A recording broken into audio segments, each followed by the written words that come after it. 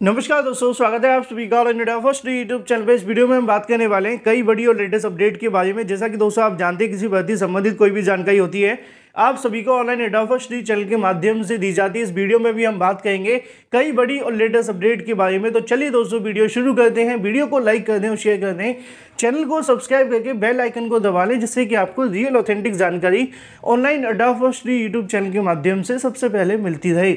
शुरुआत करते हैं सबसे पहली अपडेट के बारे में, जो कि संबंधित है एडेड जूनियर शिक्षक भर्ती को लेकर। एडेड जूनियर शिक्षक भर्ती वही शिक्षक भर्ती जिसके लिए विज्ञापन 1894 पदों पर जारी किया गया था। बीएड और बीटीसी करने वाले छात्रों ने इसके अंदर आवेदन किए, लेकिन परीक्षा नियामक अधिकारी के माध्यम से 50% से कम अंक वाले अभ्यर्थियों को इसके अंदर आवेदन करने से बाहर रख दिया गया। मामला न्यायालय में गया। एक दिन पहले उन्होंने आवेदन शुरू कर दिए। ऑफलाइन माध्यम से जो प्रयागराज के आसपास के उन्होंने तो आवेदन कर दिए, लेकिन बाकियों को मौका नहीं मिल सका।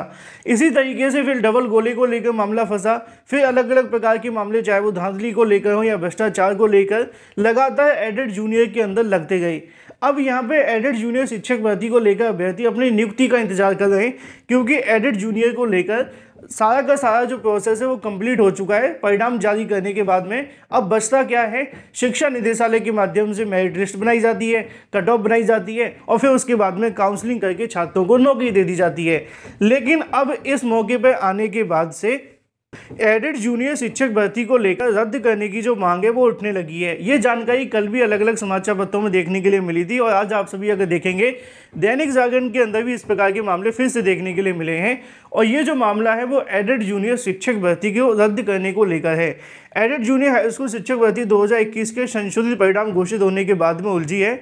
इस परीक्षा से जुड़ी याचिकाएं हाईकोर्ट में दाखिल की गई हैं, जिन पर सुनवाई चल रही है। इसी बीच प्रतियोगी छात्रों के माध्यम से परिणाम को रद्द कर पुनः परीक्षा कराए जाने की मांग छेड़ दी गई है। इस मांग के साथ साथ मुख्यमंत्री को पत्र भी भेजा गया है और संशोधित परिणाम पर प्रश्न उठाए गए हैं।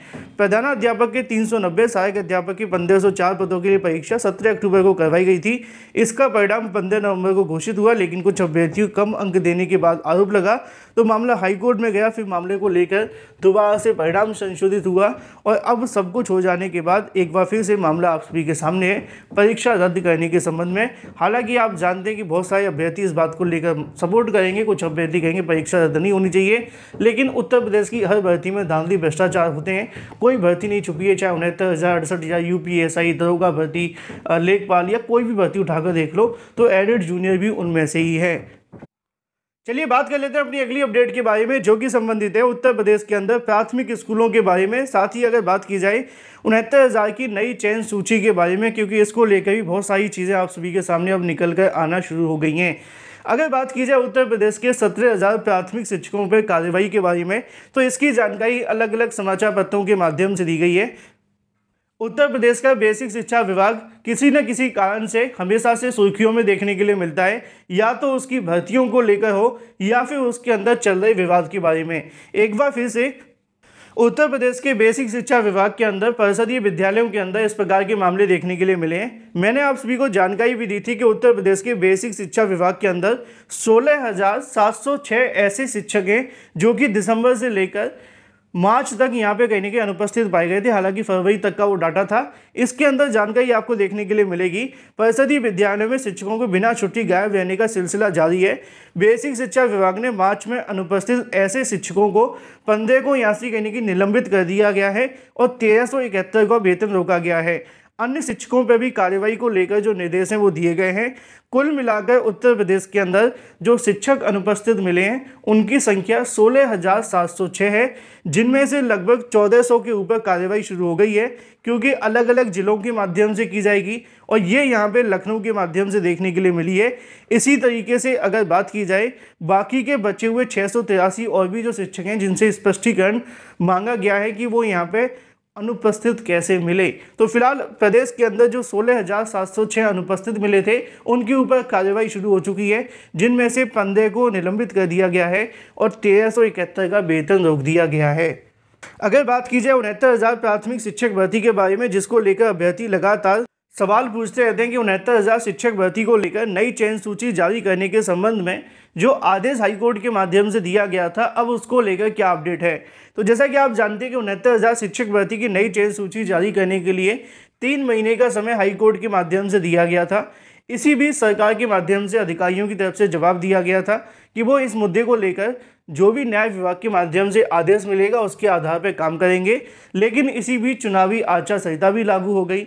अधिकारियों से अगर पूछा जाए तो उनका कहना यह है कि अभी तक नई चयन सूची को लेकर वो कुछ करने की दशा में नहीं गए हैं, क्योंकि शासन की तरफ से कोई निर्देश नहीं मिले, पहला।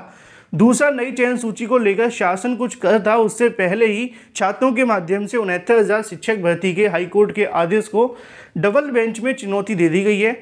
इससे निश्चित तौर पर सरकार को और समय मिल जाएगा, क्योंकि आप जानते हैं कि सिंगल बेंच के आदेश को चुनौती देना, डबल बेंच में जाना, कहीं ना कहीं सरकार इस बात को कह सकती है कि हाई कोर्ट के आदेश का इसलिए हमने पालन नहीं किया क्योंकि कुछ छात्रों के माध्यम से इसको डबल बेंच में चुनौती दी गई है। अगर डबल बेंच का कोई आदेश आता है तो फिर सरकार को दोबारा से संशोधन करना पड़ेगा और इसके आधार पर सरकार को और समय मिल जाएगा। तो निश्चित तौर पे कहीं ना कहीं 69,000 शिक्षक भर्ती के नई चयन सूची को लेकर जो कार्रवाई होनी थी वो शायद अब नहीं होगी। उसकी वजह आप जानते हैं 6,800 वाले अभ्यर्थियों के माध्यम से भी दबाव बनाया जा रहा है। तो वहीं दूसरी तरफ अगर बात की जाए डबल बेंच में जाने से मामला और ज़्यादा कहीं ना कहीं पेचीदा होना निश्चित तौर पर बढ़ जाएगा। अब इस मुद्दे को लेकर सुनवाई होने वाली है 17 अप्रैल 2023 को। देखना ये होगा कि उस मुद्दे पर कितनी देर सुनवाई होती है और जजेस के माध्यम से पहली सुनवाई में कितना समय लिया जाता है, क्योंकि आप जानते हैं जब जजेस ज़्यादा समय लेते हैं तो मामला जल्दी ख़त्म होता है और जब जल्दी तारीखें लगती है तो फिर कहीं ना कहीं इंतज़ार करना पड़ता है। बात कर लेते हैं अपनी अगली अपडेट के बारे में, जो कि संबंधित है यूपी टीजीटी पीजीटी वाले छात्रों के लिए खुशखबरी को लेकर। यूपी टीजीटी पीजीटी वाले छात्रों के लिए खुशखबरी देखने के लिए मिली है। आप जानते हैं कि उत्तर प्रदेश के अंदर, यूपी के अंदर कई ऐसी टीजीटी पीजीटी भर्तियां जो कि लटकी हुई हैं।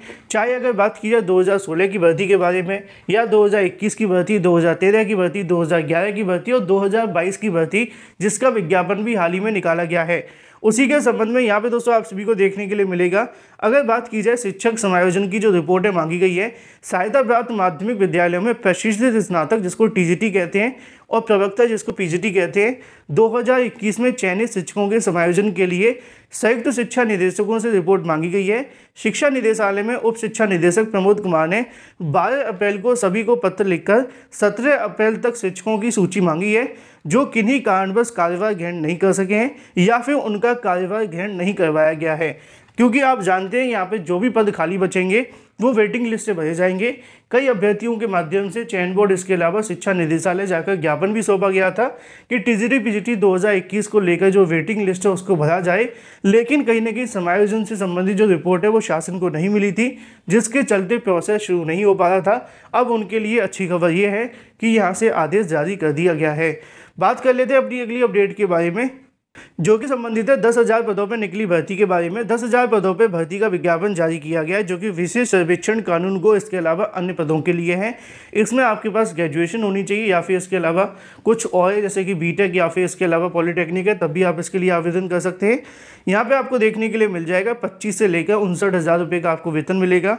अगर आपने मेरा कल वाला वीडियो देखा होगा तो उसके अंदर मैंने आपको जानकारी दी है डिटेल में कि कौन कौन इसके अंदर आवेदन कर सकते हैं। वैकेंसी बिहार से निकली है, लेकिन पूरे देश के अभ्यर्थी इसके अंदर आवेदन कर सकते हैं, चाहें तो आप भी आवेदन कर लें। बात कर लेते हैं अपनी अगली अपडेट के बारे में, जो कि संबंधित है यूपी बोर्ड के परिणाम को लेकर। जैसा कि आप जानते हैं कि उत्तर प्रदेश के अंदर चुनावी आचार संहिता लगी हुई है और आचार संहिता के अंदर कोई भी नया काम करने के लिए चुनाव आयोग की परमिशन की आवश्यकता होती है। अब उसी के संबंध में यूपी बोर्ड का परिणाम जारी करने को लेकर यहाँ से चुनावी आचार संहिता के बीच में चुनाव आयोग से इजाज़त मांगी गई है। अगर मिल जाती तो इसका परिणाम जारी होगा। 27 अप्रैल के पहले परिणाम जारी करने को लेकर विभाग के माध्यम से तैयारी की जा रही है। बात की जाए अपनी अगली अपडेट के बारे में, जो कि संबंधित है कर्नाटक मुस्लिम आरक्षण के संबंध में। दोस्तों, जैसा कि आप जानते हैं कि जब मामला सुप्रीम कोर्ट में जाते हैं तो आप बहुत ज़्यादा महत्वपूर्ण हो जाते हैं और जानकारी देना भी महत्वपूर्ण है, क्योंकि सुप्रीम कोर्ट के आदेश आप सभी के लिए पूरे देश में नज़ीर बन जाते हैं। तो सुप्रीम कोर्ट के अंदर एक मामला देखने के लिए मिला है, जिसके संबंध में विधानसभा चुनाव से ठीक पहले 4% मुस्लिम आरक्षण को ख़त्म किए जाने को लेकर यहाँ से सुप्रीम कोर्ट ने गलत ठहराया। उनका कहना है, अभी टिप्पणी की है कि यहाँ पे कर्नाटक की तरफ से इस प्रकार का जो फैसला करना कहीं ना कहीं गलत धारणा को आधारित है। शीर्ष अदालत ने कहा कि यहाँ पे 2% जो आरक्षण को लेकर मुसलमानों के लिए 4% आरक्षण, ओबीसी आरक्षण खत्म करने को लेकर कर्नाटक का फैसला पहली नज़र में गलत है, ऐसा कहा जो है वो जस्टिस KM जोसेफ, इसके अलावा VV अगर बात कीजिए नागरत्ना जी के माध्यम से देखने के लिए मिला है। साथ ही पीठ के माध्यम से आश्वासन दिया गया कि अगली सुनवाई तक नए आरक्षण के आधार पर कोई भी दाखिला या नौकरी या भर्ती के अंदर लागू न किया जाए। मामला ये था, कर्नाटक के माध्यम से 4% आरक्षण को रद्द कर दिया गया था। अब मामला सुप्रीम कोर्ट में गया तो पहली नज़र में उनका कहना है ये पूरे तरीके से गलत है। अब कोई भी भर्ती या फिर कोई भी जो एडमिशन है वो न किया जाए जब तक सुप्रीम कोर्ट का आदेश नहीं आ जाता। फिलहाल इस वीडियो के माध्यम से इतना ही। Thank you for watching this video.